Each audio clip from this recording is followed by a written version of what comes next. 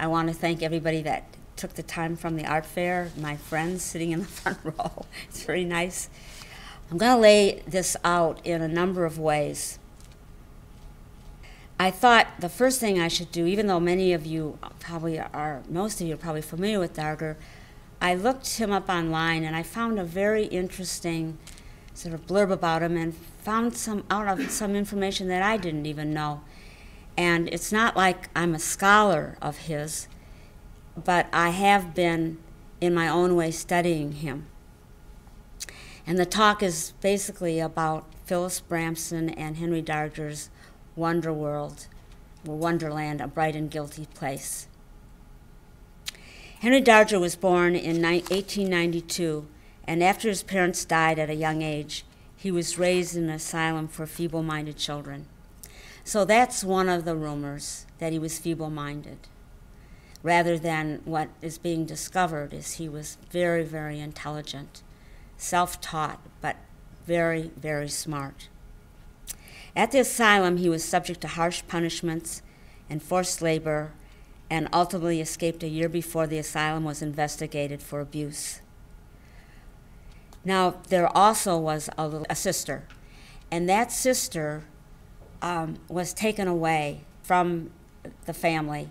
The mother had died, there just was the father, and eventually he gave up Henry Darger. But Darger was aware that he had a sister, and we just found out by looking further information just a while ago that said that he didn't really know his mother's name and he never knew his sister's name. So you can imagine what kind of a background he had. Once free, he found work as a janitor, attended daily Catholic Mass, and lived a quiet, solitary life in which almost no one knew him or even noticed him. And again, another rumor is he'd always worked as a janitor, but it was at a girls' school. But from what I've determined by hearing lectures and everything, he was a janitor at a hospital until he got sick. On April 13th, 1973, the last day of Henry Darger's life, landlord and accomplished photographer Nathan Lerner opened the door to the small second-story Chicago apartment where Darger had lived in solitude for 40 years. At that time, Darger had been moved to the St. Augustine Mission because of his failing health. Among Darger's personal effects, I almost forgot that I was showing slides. Among Darger's personal effects, Lerner uncovered astonishing works of literature and hundreds of works of art, all created in secret by Henry Darger. Among those was a 15,000-page book of fantasy fiction called The Story of the Vivian Girls, in what is known as the realms of the unreal, of the Glandico-Angelinian war storm caused by the child slave rebellion, a 5,000-page autobiography entitled The History of My Life, a 10-year daily weather report, assorted diaries, a 10,000-page novel entitled Crazy Horse, and certainly 300 pages in these books that were around 12 feet by perhaps 4 feet. I don't have the measurement quite, double-sided. Those are mostly a lot of times when you see Henry Darger's work, and Carl Hammer has some in his booth, are those double-sided books that have been taken out of books, and they're used oftentimes framed so that you can walk around them. Now, I want to say that I was on a panel at the College Art Association in which Henry Darger was spoken about, and I had been invited last year to also talk about my thoughts about Henry Darger in contemporary art and my relationship to him. And I sat through 2 days of really interesting discussions because there are a lot of younger, in particular, art historians studying Henry Darger's work, including studying the doodles that seem to accompany his weather diaries. And if anybody saw his exhibition at the Cultural Center, I don't know, maybe 5 years ago, I'm not quite sure, quite a while ago, which was really beautiful and complete. His diaries were presented, and they're very interesting because he's really angry usually that weather forecasters are getting it wrong. He's really furious. It's a really big thing for him. And the fact that Henry Darger was discovered by Nathan Lerner is really, really significant because Nathan understood the art scene in Chicago and its history, and he saw that there was something very important about this work. First of all, he knew about the Imagists. He knew about earlier artists in Chicago. He knew about Chicago's interest in figuration and fantasy. So it wasn't unusual for him. And I want you to picture somebody walking into Henry Darger's place, which had not been really touched for 40 years. Nobody had cleaned it. Nobody had painted it. Nathan Lerner probably had gone in to change light bulbs, so he knew something was up. The fact that you couldn't walk really very easily, that it was filled with, things that someone else might find just junk, lots of magazines, stuff that he saved, his images that he used. And to walk into that, and when you're clearing the house down, because clearing the apartment out because you're going to try to rent it, and then you open up one of these books and you find little girls with genitals, what would you do, perhaps, if you didn't know any better? You would pack all of that stuff up, throw it all away, and that would be the end of it. But fortunately, Nathan Lerner knew better. And Carl, I don't know if he went to you, I don't know the order of, because I saw the first show at Phyllis Kynes, so I don't know when you came into the picture. About 1993. So after that, yeah. After where Carl started to also handle Henry Darger's work. But so my first experience with seeing his work was when I saw it at Phyllis Kynes. Getting back to Darger, though, just for a minute, Darger's images were often violent, even brutal, displaying the torture and murder of the children in his stories. They can also be very colorful, playful, sincere, and innocent. Darger surely drew from his life experiences in the asylum and the loss of his sister. His unique style has given rise to the term Dargerism. And the American Folk Art Museum called Darger one of the most significant artists of the 20th century. And that's my position as well. I think he moved, in some respects, while he is considered an outsider, he also has moved into the realm of being a player in the 20th century contemporary art.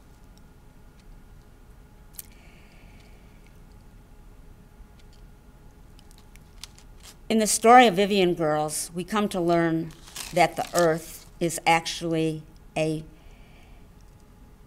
orbiting a larger planet, which, as the moon orbits the Earth. It is upon this larger world that Darger's story takes place. For Darger, the inner fantasy world was larger than his reality, and his reality simply orbited this other, more important fantasy world. In Darger's world, abused children are avenged, and innocence conquers all. This I didn't realize. I mean, obviously he's from Chicago, he would be buried in Chicago, but evidently Darger's body now rests in the All Saints Cemetery in Des Plaines, Illinois, in a plot called The Old People at the Little Sisters of Poor Plot. Darger's modest headstone is described artist, the protector of children. So that's sort of the backstory of Darger. Now, it gets more complicated in terms of my actual surprise as I began to figure out that I have had some invested interest pictorially and shared interest in Darger. And I've been slowly sort of contemplating that without making it appear as if I'm jumping on somebody's coattails, because that would be, to me, it's not correct. So what I'm going to do is I'm just going to show one more of his work. And I'm not going to really talk about it, except for you to notice that sometimes they're very contemporary and sometimes they're not necessarily the Vivian Girls. And these are probably not these are pieces not from his book, not from his story, but that apparently he was very invested in the Civil War. He knew a lot about it, and there's been comments that he lived through World War II, and perhaps in some of his journals this is mentioned. In other words, he was in the world but not in the world. That's how I look at it, that he felt a lot of things about the world. And there's some question as to what did he do? They know that he went to church every day. Some people feel that his work has been influenced by that, and he's done work that's has to do with church imagery, Jesus and Mary imagery. Somebody, an art historian, said that the way he lays out his children and the pictorial could easily have to do with the fact that when he was young, he was probably in these Catholic procession plays. And that kind of makes some sense. So he understood the proscenium, and he was familiar with all these different figures being laid out. I mean, these are just things that people are surmising. In the late 70s and early 80s is when I first saw Henry Darger's work. And as I said, I saw it in Phyllis Kynes. And since Phyllis Kynes was primarily known for showing the Chicago Imagists and their shared interest in outsider art, Darger seemed to fit perfectly. I was actually stunned by these larger double-sided work, which, as I said, had been removed from his giant books.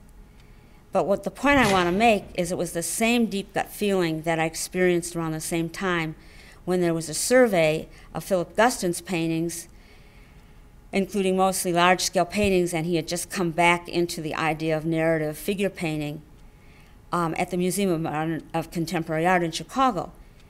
And so seeing both of these artists around the same time, experiencing visual intelligence that seemed equal, thus encouraging and convincing me that using figuration was a significant portal, when at the time figuration was on the downside. They were making paintings that appeared unique and invented. I have never looked back since taking visual and conceptual clues from both artists, along with others that I will show you, while at the same time constructing my own vision and style. What rang out loud and clear is that they had compositional heft and very personal vision. This continues to be one of the most important criteria that I desire when viewing paintings: how the work looks, meaning the juxtaposition of color and temperature and intensity and emotional pitch, and mostly also the structure of the visual painter.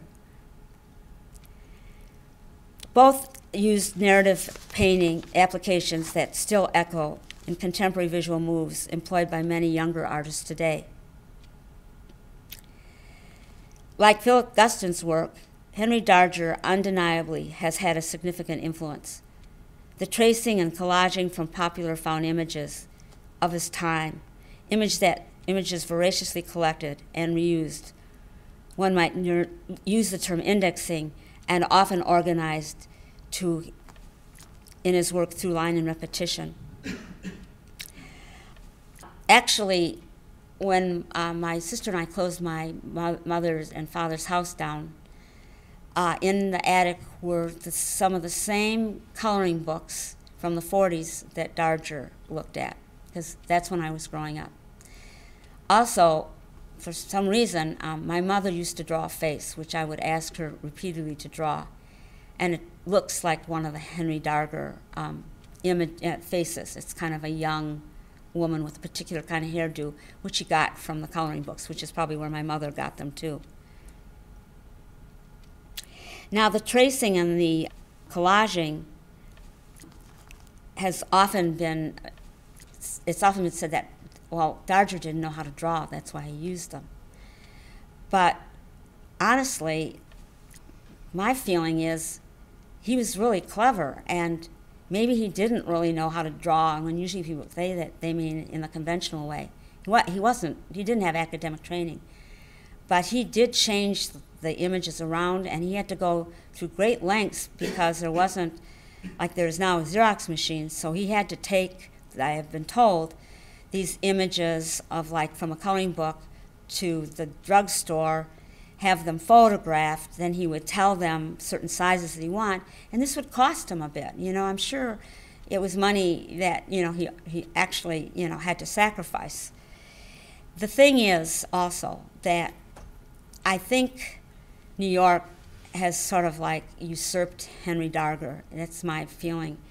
And there's a book by Klaus Biesenbrecht, maybe not pronouncing his name quite right, by Preitzel Press, which is a fantastic book. I recommend anybody who's really interested in Darger. But when I've read it, unless I missed it, there doesn't seem to be very much mention of Chicago at all, which I think is really ridiculous. And that just, in my mind is what New York does. I mean, that's a whole other story that I would talk about. But the Museum of Modern Art did buy his work, and it was shown in a collection of contemporary drawing, a very important, large drawing show, in which I think they were obviously saying, look, Henry Darger is equal to any other contemporary or important artist that we have in our collection. And so I think that that's actually appropriate. So I mean, I think he fits into two spaces, actually. The thing about his tracing and repeating is that it allowed his hand to do something different. It allowed him to deal with patterning, which he was clearly very, very interested in, and so am I. It freed him from the limits of draftsmanship, which many younger artists are not interested in at all. And so, I mean, what a smart guy.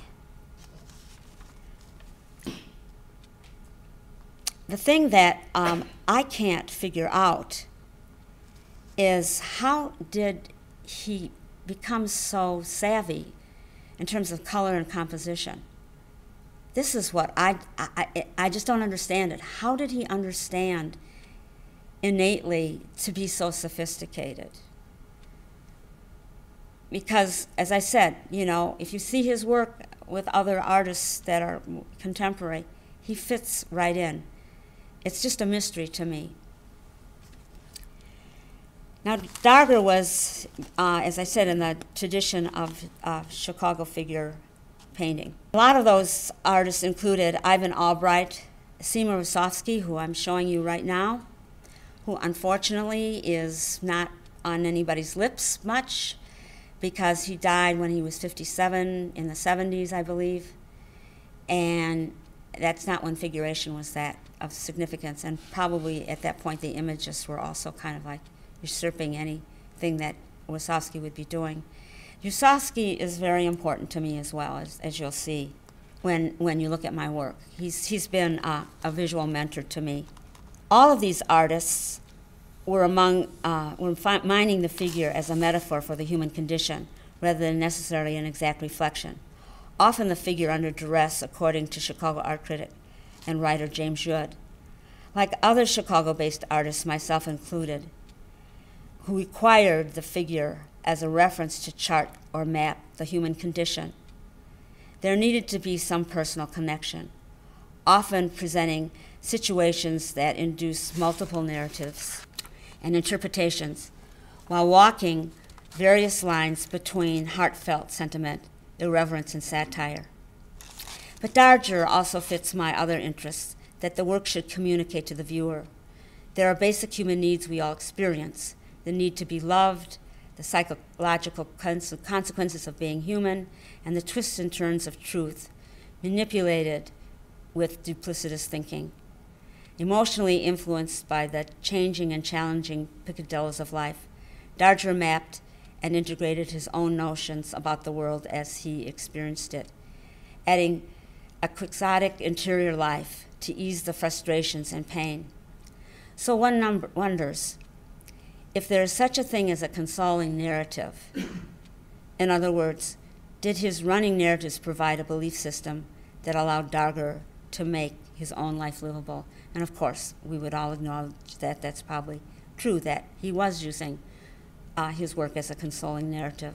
I'm going to just quickly show you before I can go on. I look at Persian miniatures, I look at Chinese pleasure gardens, but I'm wondering if Henry Darger might not have looked at Indian miniature painting. If not, there's certainly a similarity. Peter Saul, who's one of the people I was talking about, who has been kind of adopted by Chicago. I think he may have gone to the Art Institute. I know he showed in Chicago regularly. And so, I mean, this notion of humor, a sort of a salaciousness, irony, mocking, which is something that I think I sometimes participate in as well. Fragonard, another influence, which I'm not saying that Darger looked at, but I think Fragonard is somebody that interests me for the same reasons that I'm mentioning. There's a little bit of a buzz about this work that someone would deem not proper. Another Fragonard.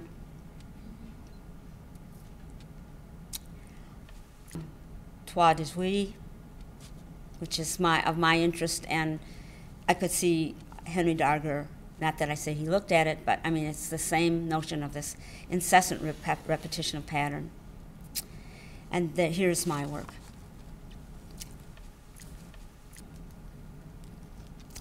I have never been interested in Henry Darger's censoring side, or the rumors that continue to swirl around him, which are pretty horrific. I prefer his pictorial play rather than a forensic investigation, because I think it's been a shock to me to know that even artists that I know, many of them will not look at his work, will not talk about his work, because they know these other stories, and they don't like the fact that there are genitals on the little girls. So that's what I mean about the censoring side. It's just not, it doesn't matter to me. It's never been something, I mean, I look at it, I notice it, but I mean, I use material that some people have a problem with, so, I would naturally not have a problem with his. And that, of course, is, I said, his mixed sexuality. However, as a narrative figure painter, I also make images that are misunderstood, misdirected, and complained about. I'm not really comparing myself to Henry Darger, because I'm not at all related in many, many ways. I'm just saying that we intersect. There are many differences about Henry Darger and I, but it is our mutual need to provide some form of story in a miniaturized place, a rich interior world that reflects notions about good and bad behavior, skirting around elements of an illusionary doomsday, making work that acts as a moral amplifier. In other words, as I say, love and affection, a hostile world, as well as a constant roiling force of yearning that moves between our work and an index of recurring motifs and images as part of an extended conversation. Now, I have to tell you a really funny story that made me think, wow, there's more of a relationship to Henry Darger than I even imagined. My web designer was in the store a while ago, and he was looking at my website. And a manager came up to him and said, "Sir, you're looking at pornography, and you have to shut this site down." He said, "I'm not looking at pornography, I'm looking at paintings. These are Phyllis Bramson's paintings, and they're not pornography." And the woman said, "They're pornography, and if you don't shut this site down, we're escorting you out of the store." Wow. So, I mean, but believe me, I get some very strange, I have very strange discussions with people about things that make me really angry in relationship to my work. But I'm thinking, were there people around well, I mean, what did they see, a breast here, this there? Well, what happened that he was told to shut this site down and leave the store? So I thought, in a way, I think it's funny. I mean, I like it. I think it's a good story, not a bad story. The other thing that I want to talk about is fairy tales in relation to Henry Darger and also myself. I don't know if I've heard a lot of people talk about Darger in relation to fairy tale, but I've been studying fairy tales and the sort of the postmodern or the conceptual notion of fairy tales for quite a while. And I came upon a very good book called the classic fairy tales, and it's a Norton Critical Edition. And it's the introduction is by Maria Tartar, who's done another book on fairy tales called Off with Their Heads. And this is what was said. And I think might help to explain Henry Darger's imagery and visual thinking as well. The book said, fairy tales are often considered a negative form, implying escapism, fantasy, and domestic kitsch. Although fairy tales are still considered powerful formative tales of a childhood, and it is the role that they play that one notes is currently permeating our cultural landscape with a vengeance on movies and television. I mean, it's amazing. There's even a show on television now called Once Upon a Time. There are all these vampire fairy tales. I mean, there's a lot of fantasy out there. And so while it's not unusual to find them still deemed of marginal importance, and they don't always get that greater reviews, the current popularity of all these television and movies certainly suggests that they must be addressing key pitch interests that have a significant social function. And that is a dismay with the contemporary world. Further in this book, it talked about fairy tales that, in terms of offering maps of coping with personal anxieties, conflicts, social frictions, and a myriad of frustrations of everyday life. Further stated in the introduction that the story suggests societies in which women, girls, are as competent and active as men, often as powerful, and thus unsettle specific gender roles that one might think about. So this seems like a logical way of unpacking Henry Darger's stories and work. And in one of the talks, it was thought and suggested that Henry Darger put genitals on little girls because he was trying to give them the same power that men had. Now that makes some sense to me. Not that, where the rumor is that he had no idea that little girls didn't have genitals. I don't believe it. I mean, but then again, we believe what we want to believe. I choose to believe that he was conceptually and intellectually smart enough to figure these things out and eccentric enough to do such a thing. The other thing that's been argued about Henry Darger is, did he ever mean this work to be looked at? Because if he didn't mean this work to be looked at, it seems a little disingenuous to then start to dissect the negative aspects of this work, which was totally a private activity. I'm sure he had no idea that it would be made so public. I, on the other hand, understand that I'm making public work, so I have to be responsible for my own imagery. When speaking of Grimm fairy tales, the same could be said of Darger's work. It is noted that these fairy tales are uninhibited in expressive energy, favoring fast-paced narratives with heavy doses of burlesque, comedy, melodramatic, action, and freewheeling violence, with gaps in narrative logic, all coupled with an enchantment. And that is what is important to me in regards of my work, and that's what I love about Henry Darger's work, is when you see this work, it has an enchantment about it. In terms of talking about myself now, I use images that are infused with lighthearted arbitrariness and amusing anecdotes about love and affection. Now, this is the work. There was an early work, but this work really, I looked at it because I also have, because it's a contemporary thing to do, I also use Xeroxing. And this is like a Henry Darger face down at the bottom there. And this little girl little fairy licking the flower is my mother's drawing. And it came to me, as I said, kind of slowly. And then the idea that I really work with the garden. Now, I also work with the garden because of Adam and Eve, I think, and the Chinese pleasure gardens are about gardens. So, I mean, I'm coming from it with many different directions. But, of course, Henry Darger, so much of his work has to do with flowers and images with wings. So when I started to do this, I thought, well, I'm not going to do it. And I realize there's a relationship, and I don't know what people are going to say about it, but, you know, those are the facts. That's what I'm doing. Maybe this is the one that they didn't like in the store. Mostly I am making work that percolates forth life's imperfections, that doesn't take decorum all that seriously, refusing to separate manners of taste from larger questions about good behavior. The paintings are reactions to all sorts of sensuous events, from the casual encounter to highly formalized exchanges of lovemaking and everything in between.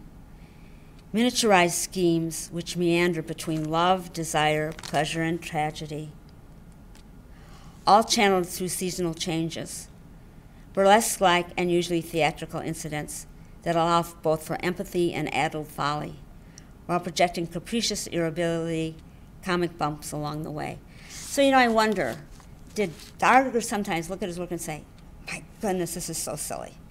I mean, I'm wondering, you know, whether he thought, this is really very funny what I'm doing, and I'm very amused by this. The learners say that they could hear him talking in lots of different voices about his work. You know, he'd be talking, he'd have different voices that he used. So he was obviously being very theatrical as he's making this work. I do something different. I just, I do a lot of collaging, and if something falls off, I'll often say to the painting, okay, you win. So I mean, I do have some kind of a dialogue. Not like that, but I mean, I think I share a sort of a rascalness about my work. And while I go out in the world and I know I'm noticed, as little as I am, I think I'm noticed. Still in all, I behave very properly. I don't do anything that I shouldn't be doing. It's in my studio where I take a different position. And I mean, here's Darger sort of just moving around in the outside world, probably doing his job the best he could. But in his studio, he was, you know, took on a totally different kind of a personality, a much more difficult and dangerous personality. There's an art critic that wrote really nicely about my work. Her name is Miranda McClintock. She said, Phyllis Bramson's imaginative portrayal of stereotypical sexual relationships incorporate the passionate complexity of Eastern mythology, the sexual innuendos of soap operas, and sometimes the happy endings of cartoons. Of increasing importance for me is the challenge of the field on which the paintings and narrations operate, since it is no longer a firm support for the space in between things. The use of luscious planes of color, layer upon layer of subtle graduated glazes, creates saturated color fields. The finished works become a site of sexual discourse pushed into a precarious state that the viewer can get lost in. Now I'm going to stop for a minute and explain that this work, much of the work is cut out found paintings that I've found in painting warehouses. So in that respect, I too am using found material. So sometimes it's found material out of children's books or things that I find that have linear prowess. But then I find these paintings that can be like 4 or 5 different sizes, literally all painted the same way, which probably cost $10 to $20 or $30 a piece to make, maybe even $1. No, I'd say $1 or $2 or $5. And I buy them very cheaply, and I can buy multiples of them. And I might use 5 of the same. I usually try to buy 5 or 6 or as many as I can get my hands on. So I have the same image that can be repeated. Sometimes I'll do a little bit of painting over them.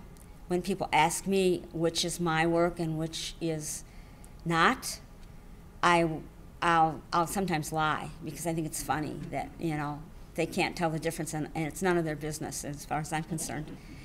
But I will tell you, I go to there's only one place that I know of now in the Chicago area, and they have a lot of Botero's work. That's a Spanish painter who does these big, chunky, chubby women and men. And I was having trouble finishing this painting. I had the top part. I couldn't figure out what to do with the bottom part.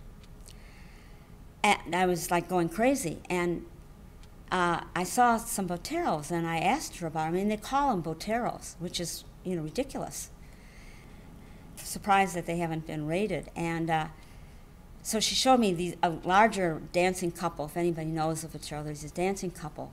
So at the bottom are the two, her chubby legs and his chubby feet. And there are maybe a few little images. And I cut that out, and I put it down. I thought, thank God, you know what I mean? It just saved the day. And that's, again, going back to Darger, how did he figure out his compositions and not get into hot water? Because I think he was an improvisationalist. And, if you ever see some of his smaller works, I've seen at the Folk Museum his smaller works. And they're very contemporary and smart. And they're very freeform. I mean, they're materially really odd. They're on risky papers. They have sometimes language attached to them that he's cut out. But, I mean, it's the bigger books, which, how did he move around? Where did he do these? As Cleo and I were talking before, that once he closed those books down, he couldn't open them again to work on them again. But, I mean, I keep going back to what made this man so superior in terms of his ability to construct a narrative. So I also get into hot water, and sometimes I make terrible moves, which I have to sometimes try to figure out how to correct them. The central source of my imagery usually comes from experiences and memories that have to do with some sort of traveling.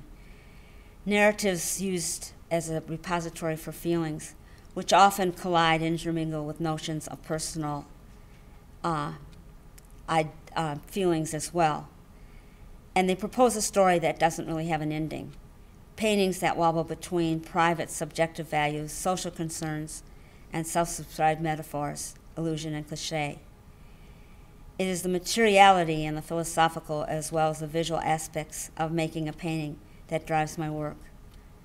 Luscious, albeit often overblown concoctions that become phantasmagoric shifts about desire, success, faith, and seduction, all intoxically enveloped in my desire to project beauty. So again, getting back to Darger, you wonder if he did indeed go to museums and then go back to his place and look at his work, and what would he say? Would he say, "Oh, I don't think my work is very good"? Or, I mean, did he watch himself grow? Was he really? Did he really think that his work was beautiful? I mean, I'd love to know those kinds of things.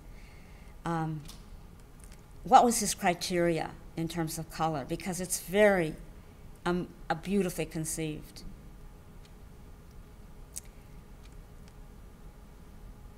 Again, this is sort of a little Dargeresque to me as well. I'm using that word. But I look at, as I said, I look at Shanaz Ray, I look at Rococo as well. So this is kind of riffing on that. And then again, I certainly was aware, of Darger when I was making this work. I wasn't thinking, well, I'm going to make a Darger piece, but, it would be disingenuous for me to say that I wasn't aware of all of his imagery, that I wasn't thinking about it. One thing I haven't mentioned is that these pieces are pretty large. They're oftentimes 8 by 7 feet, or 8 by 6. I had a show at Karl Hammer, and I decided to go back to some early ideas that I had about objects. And I just, in fact, saw a piece at SOFA that has given me some ideas for some new work that I want to do. And then the idea of the scroll. So I did a whole series of these. I'm just showing this one piece. And it stands about 6 feet off the floor. And my husband said, he said, that's, you're being kind of irrelevant towards Buddha. And I said, well, he had a sense of humor as well. So, and my husband also complains bitterly about some of my imagery. He thinks it's a mistake. So, because there is some sexual flavor to it. And I've asked myself this question, because it is necessary to the work. And the only thing I can think of are a couple things. One is that my father was kind of a bawdy guy. He owned a auto parts wholesale store. And when I was young, my sister and I would trade boxes and boxes of calendars, greeting cards, cups that turned upside down and the figure became nude. So, I mean, we had this kind of like language in our house. In our house, it was very kitsch. My dad was the decorator.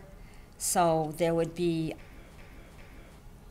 there'd be a nude bronze figure on top of an onyx, perched on an onyx ashtray on the most awful, cheap metal and fall marble side table. Our dining room was filled with this really amazingly oddly colored magenta, purple, and gray scenic or Asian wallpaper. In our house were lots of figures with their clothes off, bare-breasted with the arms up and behind in these poses. So it's childhood imagery that I'm really familiar with, and I think that's where a lot of my imagery comes from. Now again, using some of Darger's moves, but they're also contemporary moves of this idea of tracing, collaging, just doing a lot of different things when I'm drawing. These drawings are 3 feet by 47 inches. Now see, I could say to myself, what is wrong with you? Yeah. But really that little poodle is sort of an embodiment of femininity, you know what I mean? And I'm aware, that this could be taken totally the wrong way. But it is really, I think it's almost like Darger. It's a complaint of sorts, but it's really about the world. It's not a male-female thing. And it's sort of an interest in inappropriateness and humor. So all day long, like Henry Darger, I think I'm aware of the world around me, even though I don't necessarily participate in it all the time. I listen to public radio all day long. And so the world is in my ears, and I don't like it. And so I do think, in a roundabout way, I, in my own way, am also complaining about injustice and things that are going on that I don't care for. But I don't have this consistent narrative that Darger has. But I really can't not have a discussion. But is there a completed story? I don't think that there is. If there is, I don't really know what it is. Because the difference between me and Darger, obviously, is I've been trained. I understand the art world. I follow the art world. But I also understand that I am residing in the margins in some respects, and that I have to understand what that position means. That wasn't always the case, but I think even in Chicago, there's been, aside from the Imagists, which are having sort of a renewed revival, there is less interest in figuration these days and more interest in abstraction. And that abstraction, that abstraction, it's very interesting what's happening. It's like, I don't know if any of you have gone down to see the stained glass windows. I mean, it's quite a display. And as it gets more into contemporary times, it's raw and more undone. And so you have to kind of like make a decision, about what that means. And I mean, obviously when you're going to the Sofa Show, there's that range, and there's all these arguments about, craft, and we're going on to the fine art level, and when it's really for use. And painting, in some respects, is sort of in an unposition. It's not that touched, and it's mystifying to me in a way, because I think when you're in a situation where that's all you see around you, you kind of start to accept it. But once you step back and you see other kinds of work, and you see what happens when you let a little bit of care and touch enter in, what the difference can possibly be. So it's just interesting in my own mind to see this kind of like war that I'm experiencing, which Henry Darger didn't. I mean, his war was really his daily life. So I guess I would say that's where we are really, really different. I don't have an unhappy life. I'm aware of the art world and my work. I want it to be recognized as serious painting. That's what I think about when I make the work as much, is that I'm making paintings, not that I'm doing this narration. And I don't mean to annoy people, But I've always said, somebody either likes my work or they don't. There really is not much middle ground in terms of my work. And there are other artists in the Chicago area, that I think I could align myself with as well. So is there anything that anybody wants to say or ask a question about? Has anybody ever read the 15,000 pages of this Darger book? I mean, what do you do? Do you read parts of it? Because, I mean, it would take months, years to do it. I don't know, do Cleo or Carl know anything about that? To my knowledge, they haven't. Jessica Yu, the film documentarian that did the In the Realms of the Unreal, attempted to do so at one point in time, and she gave up. So as far as that, to my recollection, no one has ever achieved that feat. Obviously, I think John McGregor read it. all the way through. Yeah, and I think it took him 9 years. Oh my God. Some people ask me why I don't really show the Imagist work or make more of that. Well, part of it is I don't think that they're that related to Henry Darger. I think somebody like Seymour Roskovsky is more related to Henry Darger in terms of his use of imagery. And I always look at myself as a funny bridge between the older Chicago school, and then there's the Imagists, and then there's me and other people, such as Hollis Sigler and Jim Lutz. These are other people that I might mention that you might not know or not know about. And that there's the Imagists really were looking more at, I think, genuine outsider art, and their work is more tuned, where, I mean, I look at Darger and I see his work as having the figures have a realism to them. They're not shaded or anything, but they're clearly real figures with real proportions. And that's how I make that separation. That's why I don't think that they're part of my discussion, but they are part of what, again, seems to not be, it's kind of gone, is there was a Chicago I mean, they're pretty like people come into it, and I teach at the School of the Art Institute now, and I don't see much of it. And when I do see it, I had a student who was working like the Imagists, and he didn't even know who they were. So I thought, well, that's so odd. He just came by it naturally. But I think that kind of quirky interest in the figure isn't as prominent, because I think there is a Chicago school that deals with surrealism, a certain kind of humor, some sexuality, heightened color, a strong kind of a narrative, artificial light, and that's where I come from. And I'm not from Chicago. I'm from Madison, Wisconsin. But for some reason, when I moved to Chicago, it just seemed to fit into my own way of thinking. Anybody else? Isn't the surrealism kind of related to the fantasy? Yes. Yeah, surrealism as well. Absolutely, yeah. You know, there's, well, Ivan Albright, I think, is a really interesting example. And what's her name? Gertrude Abercrombie?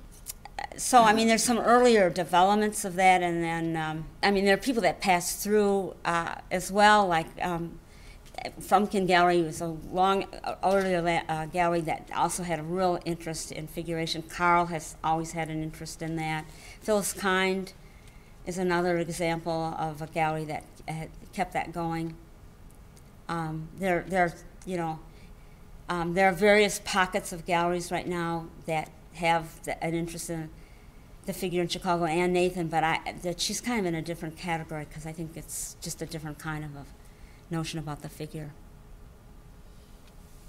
So Carl chose Mary Lou Zelandsky, who I do feel an affinity to as well, because she's a great collagist, but there are ways in which we're quite different. And of course, Hollis Sigler is somebody else who didn't influence me. We were just kind of traveling paths at the same time. Well, if there aren't any other questions, thank you all so much for coming. There was just enough people that I'm happy.